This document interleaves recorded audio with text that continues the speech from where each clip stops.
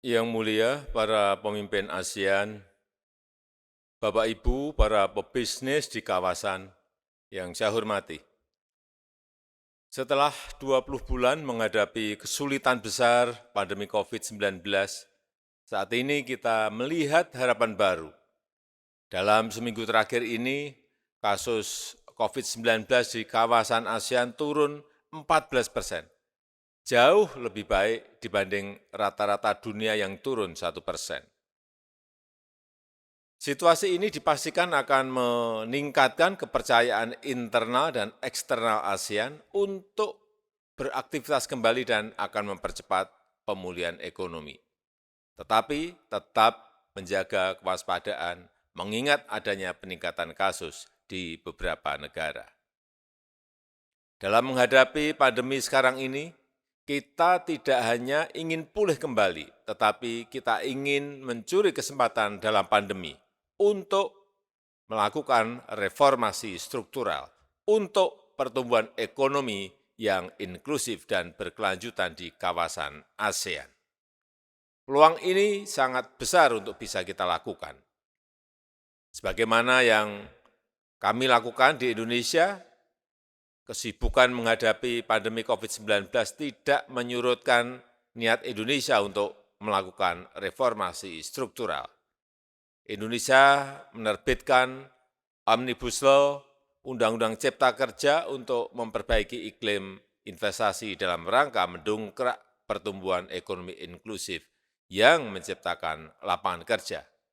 Undang-undang perpajakan juga direvisi dengan tujuan yang sama.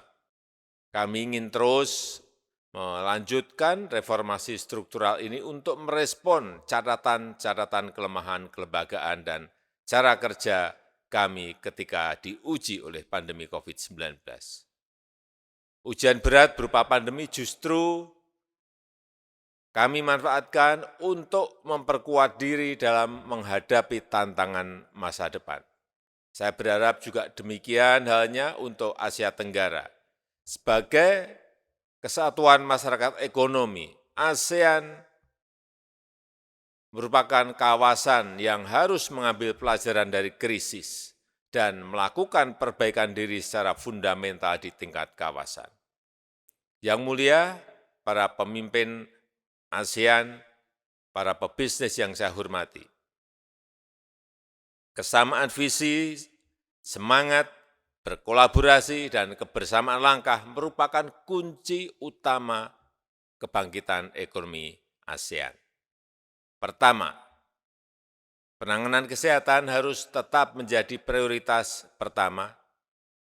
Agenda jangka pendek untuk mempercepat dan memeratakan vaksinasi di semua negara di kawasan harus kita lakukan bersama.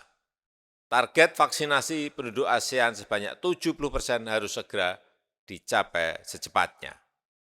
Pemerintah dan pelaku bisnis di kawasan harus bersinergi untuk melakukan aksi bersama.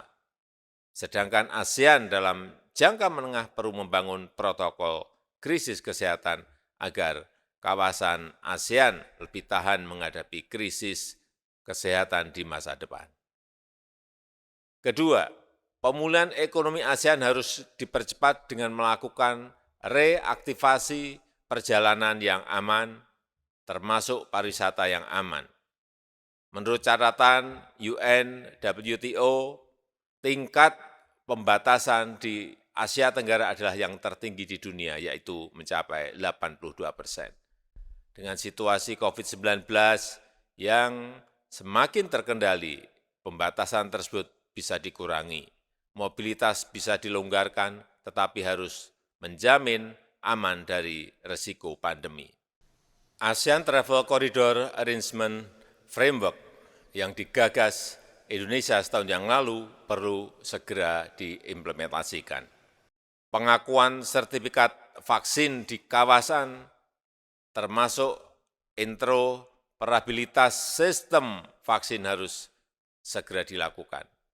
Pengaturan travel bagi masyarakat yang telah divaksinasi dan sehat negatif COVID harus dibuat. Vaccinated travel lane di kawasan. Jika semua negara ASEAN segera memfasilitasi mobilitas masyarakat dengan aman, roda ekonomi bisa kembali bergerak. Indonesia juga telah membuka secara bertahap Bali untuk safe tourism dengan protokol kesehatan yang ketat. Indonesia membuka Bali setelah tingkat vaksinasi Bali secara penuh telah mencapai 84,8%. Indonesia akan membuka secara bertahap wilayah yang lain yang tingkat vaksinasi penuhnya melebihi 70%. Ketiga, adaptasi kegiatan ekonomi kawasan menuju ekonomi digital harus dipercepat di semua negara. Teknologi digital menjadi solusi yang paling efektif dalam menyiasati keterbatasan pergerakan dan tatap muka dalam kegiatan ekonomi masyarakat.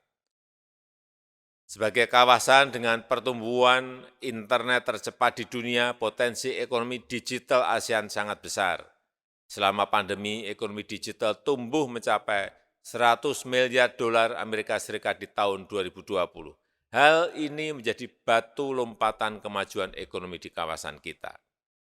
Indonesia mendukung ASEAN menjadi sebuah digitally connected community. Pemerintah Indonesia juga telah menyusun peta jalan Indonesia digital tahun 2021-2024 sebagai panduan strategis perjalanan transformasi digital Indonesia. Nilai ekonomi digital Indonesia juga sangat menjanjikan, diperkirakan mencapai 124 miliar dolar Amerika Serikat pada tahun 2025, setara dengan 40% total nilai ekonomi digital Asia Tenggara. Saat ini Indonesia memiliki startup sebanyak 2.229, kelima terbesar di dunia. Indonesia juga memiliki 1 dekakorn dan 6 unicorn, dan kami membuka peluang investasi sebesar-besarnya di sektor ekonomi digital di Indonesia. Bapak Ibu sekalian, ekonomi kawasan ASEAN bukan hanya akan pulih kembali, tetapi juga bisa melakukan lompatan kemajuan serta tumbuh bersama secara berkeadilan dan berkelanjutan. Langkah cepat bersama dalam penanganan kesehatan, reaktivasi perjalanan yang aman, serta akselerasi ekonomi digital yang berkeadilan menjadi gerbang bersama untuk pulih bersama dan maju bersama. Terima kasih.